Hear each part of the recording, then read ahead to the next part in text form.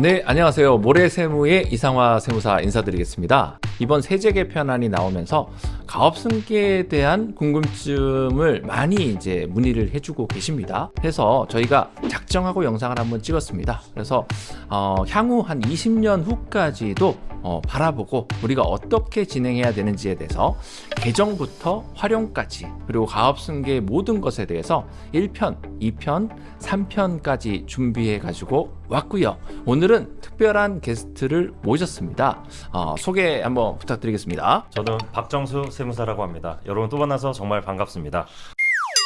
그래서 오늘 그 가업승계에 대해서 저희가 사전에도 많이 얘기를 나눴지 않습니까? 맞습니다. 그래서 먼저 용어 정리부터 정리해보면 좋을 것 같습니다. 네. 가업승계라는 게 어떤 의미일까요?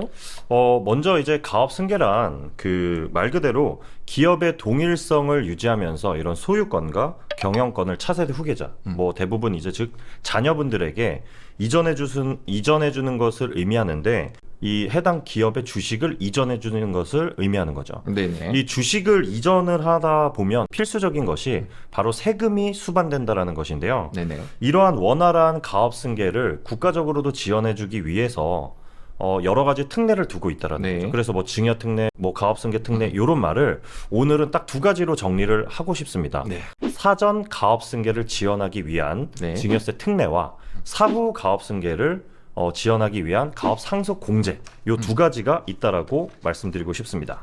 근데 실제로 이제 사전 가업승계라는 용어라든지 네. 사후 가업승계라는 거는 세법에 있는 용어가 아니죠? 네, 그런 말은 아니고 오늘 이제 구독자분들도 이해하기 쉽기 때문에 네네. 이렇게 사전 가업승계, 사후 가업승계 이렇게 말씀을 드리고 싶고, 말 그대로 이제 사전 가업승계는 그냥 예를 들어서 아버님이 영위하던 사업이라고 말씀드릴게요. 그럼 아버님이 영위하던 사업을 돌아가시기 전에 이제 증여세 부분에 대해서 혜택을 주는 부분을 사전 가업승계 특례라고 이제 말씀을 드리고 싶고, 증여세에 대한 혜택을 주는 거죠. 네. 그리고 사후 가업승계에 대한 혜택은 말 그대로 아버님이 돌아가시고 이 상속세에 있어서 이제 주식에 대해서 지분을 이전받을 때 상속세를 납부하셔야 되는데, 이 상속 공제, 가업 상속 공제라는 부분에 혜택이 있다라는 거죠. 네네.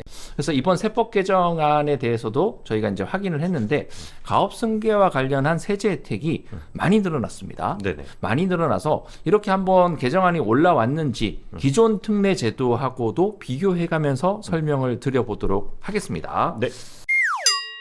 기존에도 이제 사전 가업승계를 지원하기 위해서 이런 증여세에 대해서 혜택을 주고 있었습니다. 기존의 내용은 100억을 한도로 해서 이 30억까지는 10%의 세율, 그리고 30억 초과분은 20% 세율을 적용을 해주는 혜택이었고, 일반적으로 자녀분들에게 이 주식을 증여해 줄 때 자녀라고 하면 5천만 원 공제해 주는 게 증여재산 공제였는데, 특별히 5억까지 공제해 주던 이런 특례였습니다. 네네. 하지만 이번에 7월 달에 그 세제 개편안의 내용에 따르면은 이 특례 요건과 네네. 그리고 특례 내용, 그리고 사후 관리 요건까지 모두 정말 파격적으로 확대를 해준 이런 네네. 내용을 볼 수가 있는데, 한번 요건부터 내용, 사후 관리까지 살펴보도록 하겠습니다.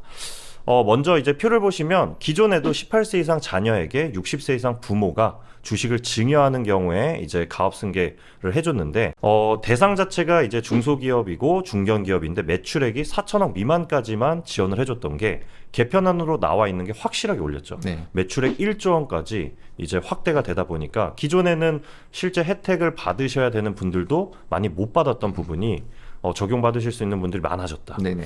그리고 이제 중견기업 같은 분들이 기존에는 이제 지분 요건이 최대 주주 지분 합계가 50% 이상 필요했었는데, 이번에는 40%로 또 완화를 시켜놨습니다. 네네. 이게 좀 많은 의미가 있는 것이, 잘 나가는 회사, 속히 말해서 이제 알짜 기업분들 같은 경우는 외부 투자 유치가 되고 이렇게 됐을 때 네네. 50%의 요건을 충족하기가 쉽지가 네. 않았습니다. 네. 근데 이제 40%를 낮춰줬다 보니까 또 적용을 받으실 수 있는 가업 그 대상이 또 네. 커졌다라고 볼 수가 있는 거죠.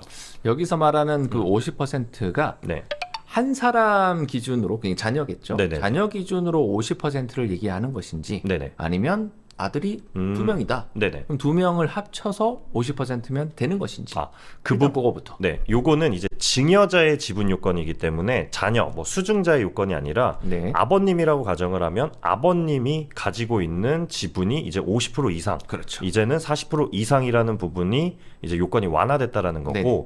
여기에 이제 최대 주주 등으로 지분 50% 이상이면 이 말 그대로 최대 주주는 본인 대표자뿐만이 아니라 이 뭐 배우자, 이 특수관계자가 소유한 주식을 합쳐서 얘기하는 거기 때문에 뭐 아버지가 뭐 35%, 네. 뭐 배우자가 20% 하면 합쳐서 이제 55%면 기존에는 요건이 네네. 충족됐다라는 거죠.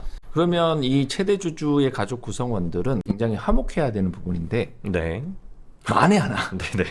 이혼을 하시게 되면은 이혼을 하시게 되면 네. 그때는 이제 우리는 세법에서는 엄격한 법률론을 이제 요구하고 있기 때문에 네. 진짜로 그냥 이혼해서 별거 중이라고 하면 이 배우자분 지분은 여기 네네. 포함이 안 되는 거죠. 그렇죠. 그러면 요건 자체가 충족이 안 돼서 네네네. 특례를 적용 못 받을 수도 있다. 네.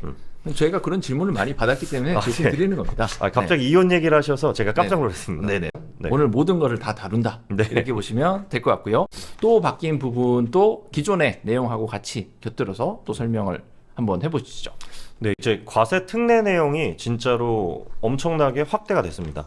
서두에 설명드렸던 것처럼 증여세 과세가액을 100억 한도, 100억까지밖에 안 됐습니다. 네. 100억 한도로 5억 원을 이제 공제하고 10%에서 20% 세율을 적용했었는데 지금 이번에 나온 확대 방안에 따르면 최대 1000억까지. 네네. 이게 이제 이후에 있는 가업상속 공제액과 아예 일치를 시킨 건데 가업 영위기간에 따라서 400억에서 1000억을 한도로 이제 10억 원까지도 공제를 해준다라는 거죠. 네네. 그리고 세율도 기존에는 30억까지 10%, 30억 초과는 20% 적용해줬던 부분도 60억까지 10%, 그리고 60억 초과분은 20%로 세율 구간 자체도 훨씬 더 많은 혜택을 네네. 주고 있다라고 볼 수가 있습니다. 네네.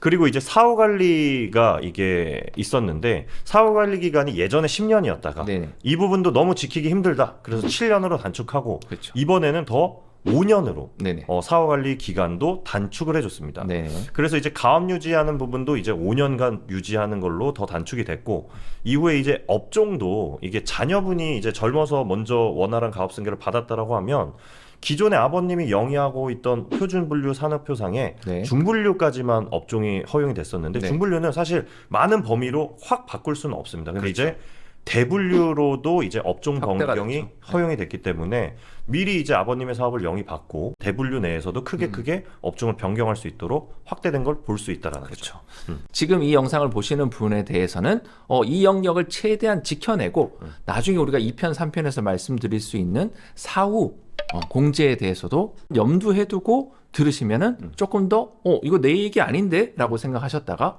이거 내 얘기일 수 있구나 라는 생각으로 생각을 전환하셔서 들으시면 좋을 것 같고요. 네.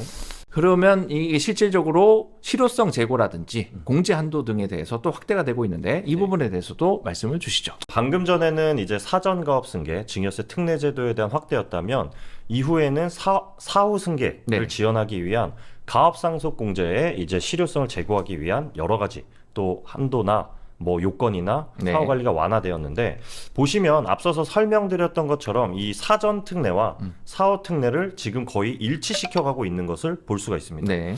그래서 가업상속공제 적용 대상도 사전 특례, 증여세 특례와 똑같이 중소기업과 중견기업 매출액 4천억 미만이 1조 원 미만으로 확대를 시켜놨고 네. 공제 항도도 이제 원래는 가업 영위 기간에 따라서 200억에서 300억, 500억까지 적용을 해줬던 부분을 다 2배를 이전시켰죠. 네. 그래서 400억, 600억, 1000억까지 공제 한도도 이제 상향을 시켜놨습니다. 네네. 그리고 피상속인 지분 요건도 50% 이상이었어야 되는데 지분을 40% 이상으로 완화시킨 것을 확인할 수가 있죠. 네네네.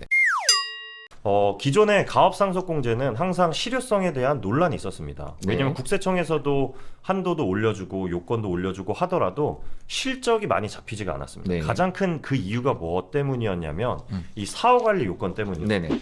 이 사후관리가 업종도 유지해야 되고 고용도 유지해야 되고 받았던 자산도 처분하면 안 되고 네. 우리 지분도 이제 계속 유지해야 되는 이 네 가지 요건 중에 하나만 위반되더라도 네. 가업상속공제 받았던 세금을 토해냈어야 되는 네. 이런 리스크가 있었는데 그 중에 가장 큰 리스크가 바로 고용유지 의무였습니다. 네. 이게 이제 기존에는 매년 가업상속공제를 받았을 때 이 기간 7년 동안에 근로자 수와 총급여를 80% 이상 계속 유지를 했어야 됩니다. 네. 뭐 매출액이 떨어질 수도 있는 건데 그러한 부분을 어떻게든 근로자 수나 총급여액을 유지를 했었어야 되기 때문에 이러한 부분을 사업자분들이나 사장님께 설명을 드리면 난 저거 안 받고 그냥 네. 세금 낼란다 하는 분들이 굉장히 많았다라는 거죠.